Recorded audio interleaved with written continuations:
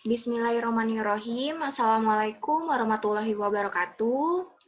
Kami dari kelompok 8 akan mempresentasikan instrumen Chemistry Laboratory Environment Inventory atau CLAI. Instrumen ini merupakan adaptasi dari instrumen SLAI, Science Laboratory Environment Inventory.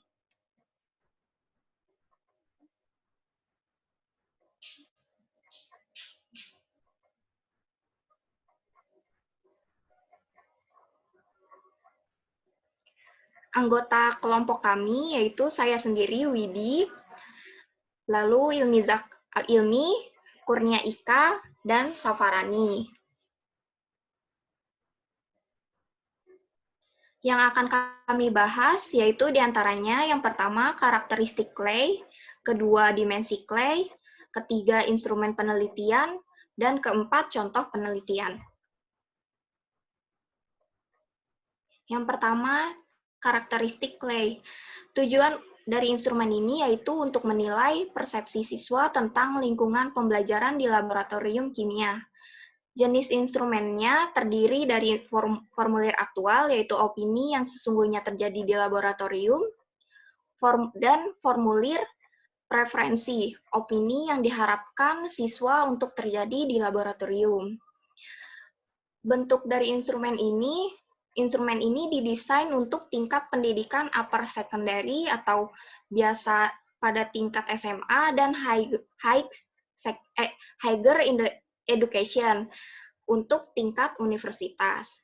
Terdiri dari 30 sampai 35 pernyataan, terdiri dari 5 dimensi yaitu student cohesiveness, open-endedness, integration, rule clarity, dan material environment.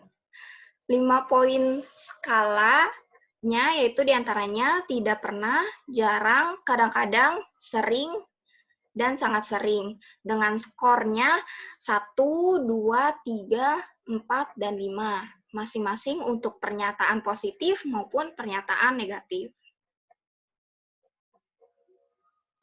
Selanjutnya untuk dimensi clay akan dijelaskan oleh Safarani.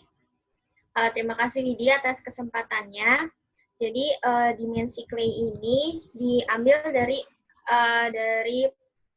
presentasi dari Associate Profesor Reka. Terus pernyataan-pernyataannya diambil dari artikel Slay in Korean High School. Di clay ini ada 5 dimensi. Yang pertama itu student cohesiveness atau keterpaduan antar siswa. Jadi dimensi ini berfungsi untuk memahami sejauh mana tingkat pemahaman siswa atau tingkat pengetahuan siswa, kemudian ada sikap saling menolong dan saling mendukung satu sama lain. Dan di dimensi ini terdapat beberapa pernyataan yang diajukan dari nomor 1, 6, 10, 15, 20, dan 28. Nah, contohnya itu seperti di nomor 1. Saya mengenal dengan baik mahasiswa yang bekerja sama dengan saya. Nah, di sini menunjukkan bahwa antara mahasiswa satu dengan mahasiswa yang lainnya terdapat sikap saling mengenal. Terus selanjutnya ada di nomor 20 saat praktikum, saya bergantung atau meminta bantuan mahasiswa lain di laboratorium. Nah, pernyataan ini menunjukkan adanya sikap saling menolong atau saling mendukung satu sama lain. Dimensi yang kedua itu open-endedness atau berpikiran terbuka. Dimensi ini berfungsi untuk memahami sejauh mana aktivitas laboratorium menekankan pada berpikiran terbuka dan pendekatan yang berbeda dalam percobaan. Jadi, di sini siswa diharapkan dapat mengembangkan kreativitasnya atau berpikir kritisnya. Jadi mungkin dalam satu judul percobaan ada beberapa cara gitu, ada beberapa prosedur. Jadi tidak terpaku hanya pada satu prosedur. Nah, contoh pernyataannya itu terdapat pada nomor 2, 7, 11, 16, 18, 21. Dan contohnya itu seperti di laboratorium, saya harus merancang eksperimen sendiri untuk menyelesaikan masalah yang diberikan. Nah, masalah di sini maksudnya seperti judul percobaan yang nantinya ada tujuan percobaan seperti itu.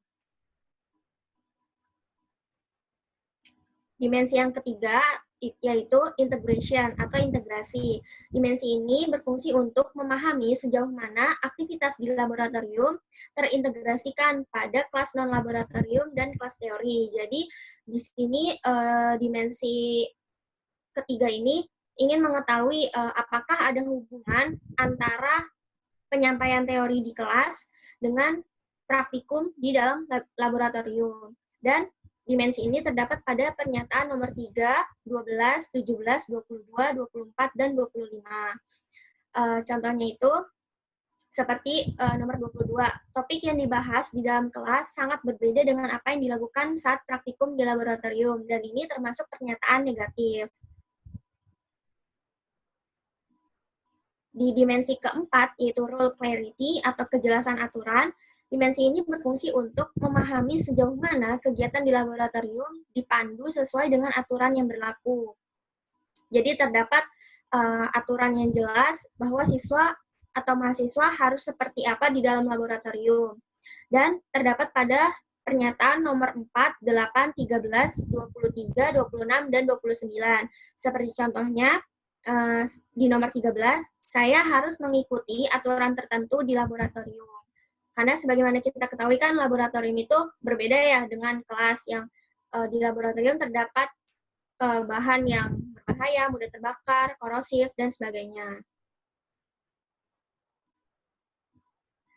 Dan dimensi yang kelima, yang terakhir, yaitu material environment atau kondisi material. Di sini dimensi ini berfungsi untuk memahami sejauh mana alat dan bahan laboratorium yang ada telah memenuhi syarat yang berlaku. Jadi yang dimaksud dengan material di sini tidak hanya bahan, tetapi juga alat, kemudian juga kondisi fisik laboratorium atau ruangan dan suasananya. Dan dimensi ini terdapat pada pernyataan nomor 5, 9, 14, 19, 27, dan 30. Contohnya, seperti nomor 9, alat dan bahan yang saya butuhkan untuk praktikum sudah tersedia, dan ini termasuk pernyataan positif. Nah, selanjutnya akan dijelaskan oleh Ika dan Ilmi. Ya, yang pertama tentang instrumen penelitian itu terdapat deskripsi penelitian pada Google Form yang akan diajukan kepada partisipan. Deskripsi penelitiannya adalah kuesioner ini bertujuan untuk mengetahui persepsi mahasiswa tentang lingkungan pembelajaran di laboratorium kimia organik FMIPA UNJ. Kemudian tunjukkan pendapat Anda tentang setiap pernyataan kuesioner dengan memilih salah satu opsi yang sesuai dengan yang Anda alami ketika berada di laboratorium kimia organik. Next. Kemudian setelah itu ada identitas partisipan. Yang pertama ada tanggal pengisian kuesioner. Partisipan bisa memilih langsung pada tanggal tersebut di kalender. Kemudian ada nama lengkap. Dan yang terakhir ada program studi serta angkatan.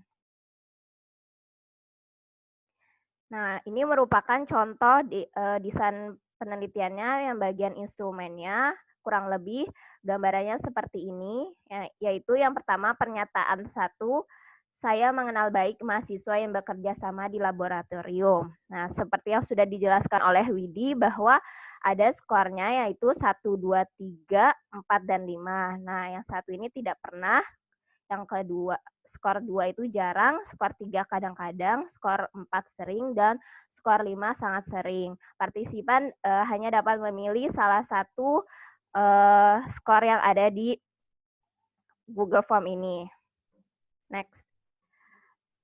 Nah, ini juga sama dengan soal sebelumnya, hanya yang membedakan pernyataannya. Dan kemudian setelah partisipan memilih skornya, kemudian partisipan bisa langsung mensubmit hasil ya. Selanjutnya akan dijelaskan oleh Ika. Ya, di sini ada contoh penelitian dari Slay. Yang pertama, penelitian ini dilakukan di Korea dengan judul penelitian Science Laboratory Classroom Environment in Korean High School. Nah, penelitian ini dilakukan oleh Barry J. Fraser, Sunny Lee pada tahun 2008. Hasil dari penelitian ini adalah dimensi open-endedness ini menempati rata-rata paling tinggi dan dimensi low clarity menempati rata-rata yang terendah. Contoh penelitian lainnya itu penelitiannya terjadi di Spanyol dengan judul penelitian Student Perception of the Cell Biology Laboratory Learning Environment in 4 Undergraduate Science Course in Spain. Nah, penelitian ini dilakukan oleh Joaquin de Juan pada tahun 2015. Hasil penelitiannya adalah siswa fisika memandang lingkungan laboratorium mereka secara signifikan lebih terbuka daripada siswa kimia atau biologi. Siswa kimia dan fisika merasakan integritas yang lebih besar antara teori dan praktik daripada siswa biologi. Untuk dimensi aturan kejelasan, diterima terbesar dirasakan di kelas kimia.